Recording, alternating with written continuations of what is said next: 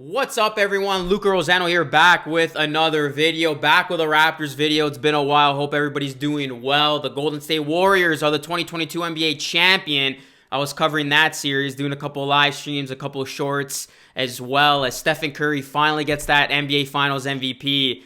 And in my opinion, he is a top 10 player of all time. The Warriors dynasty. We thought it was over back in 2019. I know I was one of those people that thought it was over once the Raptors beat the Warriors and Kawhi Leonard did what he did during that playoff run. But the Warriors, after 3 years, they get back to the top of the mountain. They win the NBA title. Crazy that this team is still getting it done. 4 rings in 8 years. But this video is not about the Warriors. This video is about the Toronto Raptors. And a recent report that came out, there have been a lot of rumors, by the way, regarding OG, regarding players being reportedly dissatisfied, which we found out is a whole bunch of you-know-what. But this one's interesting to me, and it is that Toronto is among a realistic landing spot for Deandre Ayton. Now, earlier this week, it was according to Mark Stein that the Raptors are among 5 potential Ayton suitors if he's indeed available. And I quote, San Antonio, Toronto, Portland, Detroit, and Atlanta have all been mentioned as potential Ayton suitors per Stein. There are bound to be more if the Suns are indeed ready to move on and Ayton is truly gettable. And then it was according to Bleacher Report's Jake Fisher, who I know right now not a lot of Raptors fans like Jake Fisher, and especially Scottie Barnes, after he basically went on, I think he was playing a video game, and he was just basically saying how Jake Fisher tried to follow him after he put out that report that OG and other Raptors are dissatisfied. Well, Jake Fisher did say that Toronto is among the most realistic landing spots for Ayton if he doesn't return to Phoenix. Fisher adds that Atlanta and Detroit are also in the mix for the 23-year-old, while Portland does not appear to be a legitimate landing spot for him anymore. So you got Mark Stein, very credible name, reporting about it, and then you got Jake Fisher doubling down. I mean, for as many outlandish things that Jake Fisher does say, he is very well connected. As you look at the Suns, they did select Ayton with the number 1 pick in the 2018 NBA draft. In 4 seasons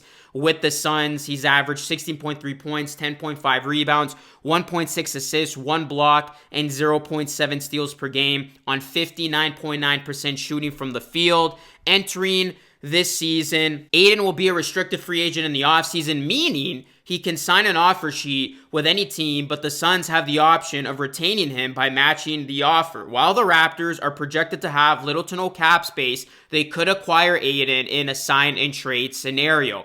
Ayton had an opportunity to sign an extension with the Suns prior to the start of the 2021-22 season, but both sides obviously could not have come to an agreement, as according to ESPN's Woj and Brian Windhorst, Ayton held his ground on wanting a max contract that would have guaranteed him $172.5 million over 5 years. However, talks never progressed, and the Suns never made him a formal offer, not even on a shorter-term deal. Following Phoenix's Game 7 loss to Dallas in the 2022 NBA playoffs, Woj reported that Ayton did not feel valued by the Suns going into the season. More recently, NBA insider Mark Stein reported that the Suns are expected to engage in serious sign and trade talks centered around Ayton. And you look at Ayton, he could return the Suns on a 1-year, $16.4 million qualifying offer. And if he does decide to go down that road, he would become an unrestricted free agent in 2023, allowing him to sign with any team of his choosing. So if the Raptors did want to go after Ayton, it would go down in a sign and trade deal. And what could the Raptors offer? Well, Toronto could offer a package around somebody who has been in a lot of trade rumors lately, and that is OG Anunoby and a future first-round pick, which is something the Suns could be interested in. But of course, Deandre Ayton and the Suns would have to agree to any potential deal. And Ayton would want to see value in joining another team. But, I mean, going to the Toronto Raptors could definitely resurrect Ayton's career. And you look at the Raptors, they're coming off a first-round playoff exit. And what did they struggle with the most? Their size. Somebody that was able to bang down low with Joel Embiid. And they haven't had a true center going back to the Marc Gasol days. So DeAndre Ayton, he's still very young. He's still very raw. And we know how the Raptors groom these types of players, he could very well be a good fit with the Toronto Raptors as being that starting center, that true center, as the Raptors could then obviously have a complete starting five. But would you want to package away OG Anunoby? And I was actually going to do another video speculating should the Raptors trade OG, because like I said, there have been so many trade rumors, and there's a reason why I didn't want to talk about OG being dissatisfied or other Raptors being dissatisfied, because players within the organization shut that down.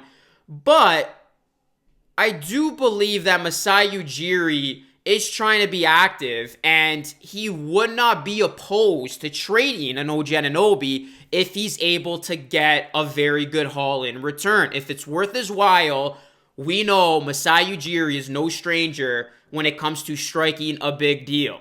And now that these reports have come out that the Raptors are among one of the teams that could potentially be a landing spot for Deandre Ayton, we'll see what happens. But you know the Raptors are on the lookout for a starting center. They have been linked to Rudy Gobert. They have now been linked to Deandre Ayton. You know Masai sees this as being a need, but he said that he wants to keep the core intact. But again, you never know with Masai. If a deal comes his way and he likes it, he's no stranger of pulling it off. So we'll see how this plays out, but we're going based on these reports here.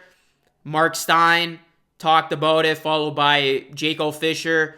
Raptors could be one of those teams that sneak into the DeAndre Ayton sweepstakes, again, if he is made available by the Suns, and they could make a splash this offseason when nobody sees it coming. But ultimately, if this doesn't go down, I don't see the Raptors trading away OG Anunoby.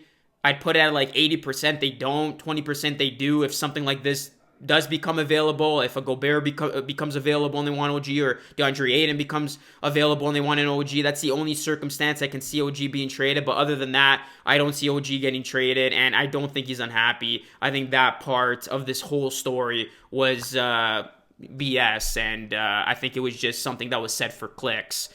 So yeah, we'll see what happens. Let me know, would you be interested for the Raptors going after DeAndre Ayton if he's made available? Would you be willing to give up an OG Anunoby and a first-round pick to get it done? Or do you want to see OG Anunoby go nowhere? Do you want to see him stay put? And also, do you think the Raptors are going to make any major moves in general this offseason, as we're officially in the NBA offseason? The NBA season is over, and we'll see what craziness is in store for all of us. Anyways, guys, drop a like on the video. It helps the algorithm. Please subscribe to the channel. Plus, ring the bell for more Raptors and NBA content. I'll be coming to you all offseason with content just like this. I'll be back to my uploading schedule, so you definitely don't want to miss any of that. And that is it for me. This is Luca Rosano signing off. As always, thank you so much for watching, and I'll catch you all again in the next one.